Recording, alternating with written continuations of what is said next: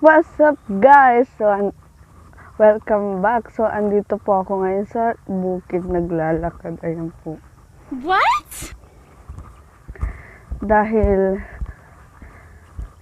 ako po ngayon ang naka-assign na magpulot sa aming bukid. Ipapasyal ko na rin po kayo sa bukid namin. Medyo malayo po siya. Pero kayang-kaya naman po siyang lakarin. Medyo nakakatakot ngayon na. Ako lang po mag-isa. Wala po akong kasama dahil yung mama ko, magbebenta po sila ng isda na galing sa 4-piece.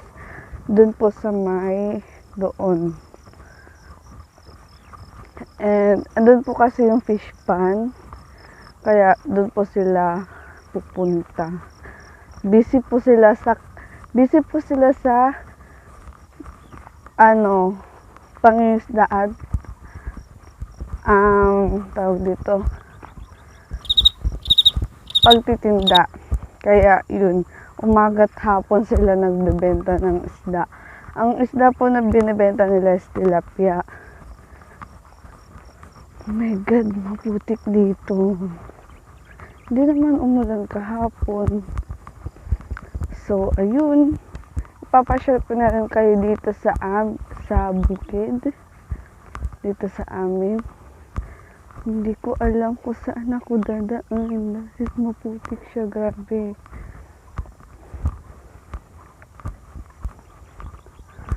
So, ayun. Balikan ko kayo mamaya. So, yun guys. Grabe. Ngayon lang ulit ako maglalakad ng mag-isa. Ngayon lang pala ako maglalakad ng mag-isa na ganito kalayo. Kasi dati syempre, hindi din ako pinapayagan ng magulang ko na wala akong kasama maglalakad. Kaso ngayon, syempre, habang quarantine, wala namang lumilibot na kapitan namin or what dito sa daan na ito.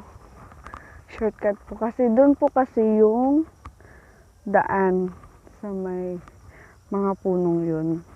Natatakpan po ng punong yun. So, dito po ako duman kasi shortcut po dito. Tapos, kahit na nakakatakot siya kasi baka mamaya may biglang duman na ahas. Or, kasi madamo po kasi dito. Kaya, doon lang po ako natatakot sa ahas. Pero I think, pag dati kasi, meron kami nakitang cobra.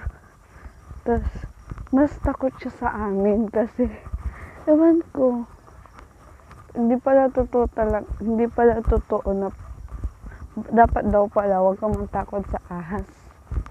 Dahil sila yung mas takot sa tao. Yung mga palabas, kayo maniwala dun. Matakot ka lang kung yung ahas talaga is susugod sa'yo.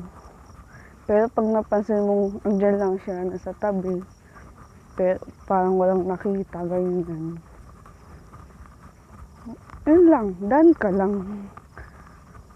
So, ang creepy siya. Nag-pray ako na sana i-guide ako ni Lord. Guide ako palagi. At lalong-lalo na po ngayon mag-isa lang ako. Gusto ko sana mag-jogging kasi napansin ko maputik. Maputik siya sobra, tapos oh my God, basa na yung medyas ko. Papasma yung pa ako nito eh. Malayo-layo. Oh my God, natakot ako doon. Malayo-layo po kasi. Kinakabahan na ako. Ewan ko. Lord Jesus, God, please guide me. Protect me. Save me.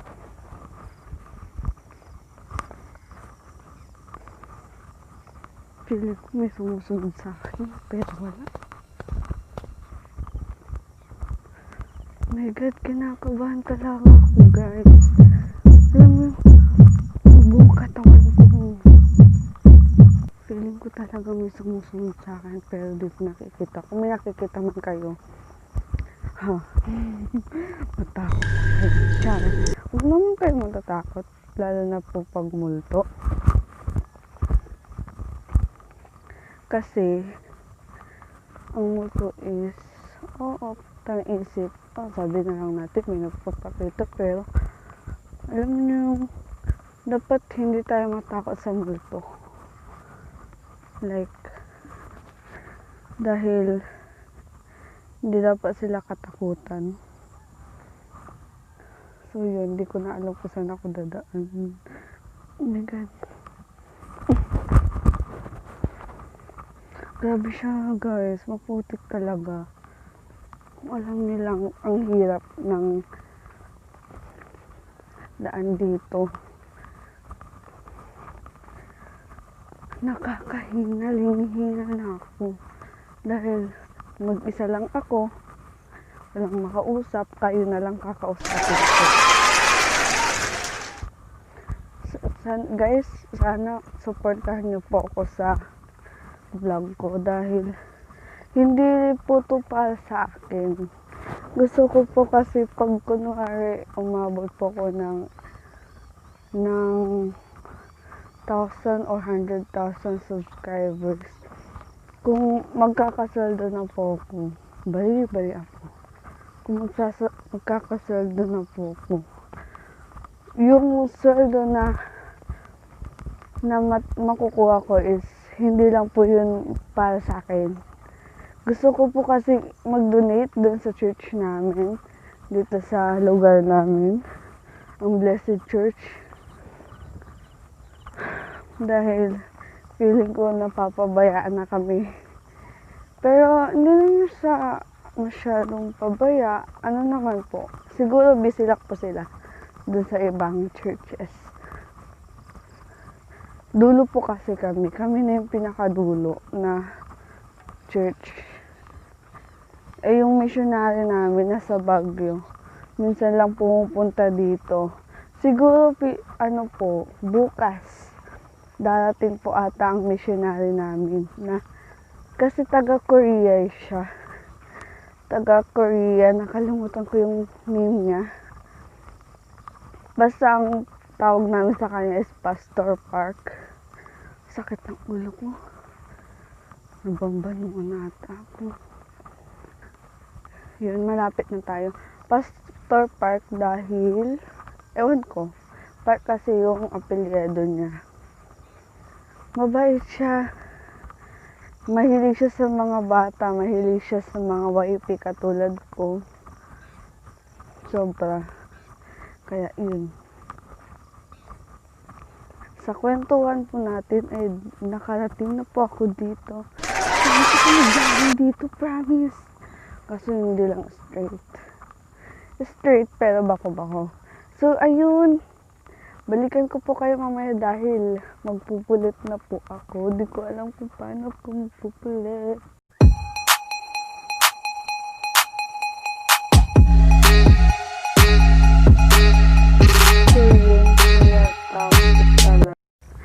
So yun guys, pauwi na ako dahil pumunta yung pinsan ko na niyayaya nila akong sumama sa may aman ko siling pumunta. Dahil may kasal po nung pinsan namin na hindi na po masyadong close dahil sa problema dahil kanila papa.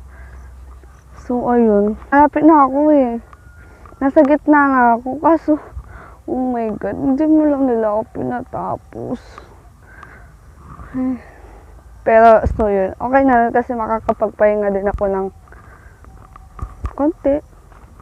Siyempre, ang creepy ngayon dahil, tignan nyo guys, ang mahamog. Halos walang makita. Paano kung maglalakad ng mag-isa niya? Pray lang tayo kay Lord. Think positive na gagabayan tayo ni Lord. Ni Papa God. Gusto ko nang, gusto ko nang magtrabaho agad para makatulong sa church, makatulong kay family, like, kasi hindi kasi ako pinapayagan nila mama na mag-work ng kahit panghapon nung nakaraang grade 11 ako sa bayan, ayaw niya. Pero meron naman akong pinsan na nagtatrabaho doon na pwede kong pagtrabahuan. Ayaw niya talaga.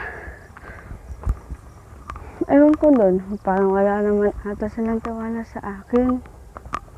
Pero hindi ko naman na masyadong iniisip yun. Basta, inisip ko na lang na gusto lang din nila akong maging safe.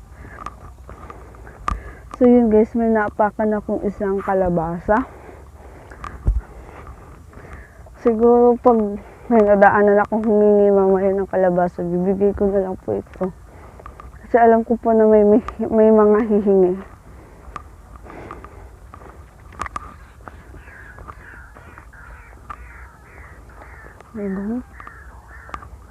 What's that? So yan, malapit na po ako doon sa may tubigan ko.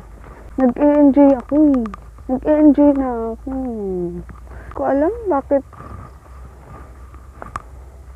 hindi sana ako sasama. Kaso gusto ko rin naman makabado ng mga pinsan ko ng tagal ko na rin din nakita. Kasi last na nakabandin ko sila nung hanggang 40 days ng lola ko na nagkaroon ng problema. Umalis din agad sila. So yun, andito na po ako sa daan. Ang sana po lagi po akong guide ni God. Lagi ko pong pinag-pray yun every night. Pag gabi naman po sana po ay hanggang sa panaginip ko, i-guide niya ako, gabayan niya, bantayan niya ako, na hindi ako mabangungot.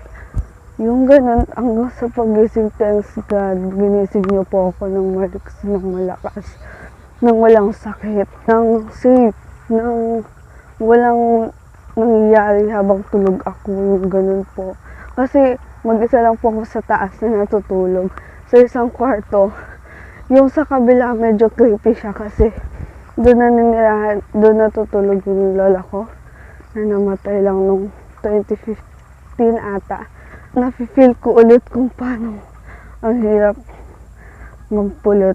Katulad, dati pa po ako nagpupulit, hindi lang po ako ngayon. Dahil yung sinabi ng papa ko na hindi lang din naman po sa pera yun. Siyempre gusto ko po makapag-ipon para po sa cellphone ko. Ngayon, nakabili na po ako ng cellphone, kaya medyo tumigil na po ako. Okay. Hindi na rin po sa dahil simula din po na binaha yung pinupulutan namin doon sa may mga bowl, sa may malapit sa ilog. Binaha na po kasi siya ngayon. Mula nun, hindi na po ako nakakapagpulit. Sila mama na lang po at papang nagpupulit dito sa bukid namin. Pero nasubukan ko rin pong mapulit dito at doon. Guys, supportahan niyo po ang aking vlog, ang aking YouTube channel. Dahil hindi lang po ito para sa aking sarili. Para rin po sa pag-donate ko. Gusto ko mag-sponsor ng church namin. Gusto kong tumulong, gusto kong maging, alam niyo, hindi naman po sa gusto kong ipagmalaki. Pwede ko rin naman ipagmalaki ang church dahil doon, may natututo ang mga bata. Parang ako, simula nung maliit hanggang sa paglaki. Hanggang ngayon, salamat sa church na yun. Ngayon, sa July 25, anniversary po namin, kaso hindi po namin alam kung matutuloy dahil quarantine pa. Hindi pa sila talaga nag-o-open lahat. Pero, so yun guys, medyo malapit na po ako. Iyan na po yung last trees na dadaanan ko. So ayun, babalikan ko po kayo pag nakarating na po ako sa bahay. What's up guys? So andito na po ako ngayon. I hope you like it. Don't forget to like, share, subscribe, and click notification bell for more updates and for more upcoming video. Bye bye. Happy good day. Mwah.